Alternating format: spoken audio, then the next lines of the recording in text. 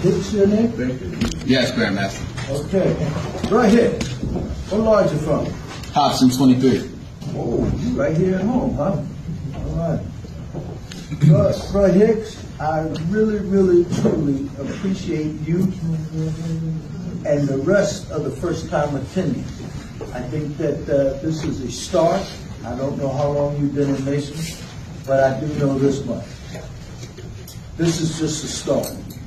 This is where you start Masonry. This is where you learn some Masonry. This is where you take Masonry back to your lodge and pass the positive things on that you have learned here today.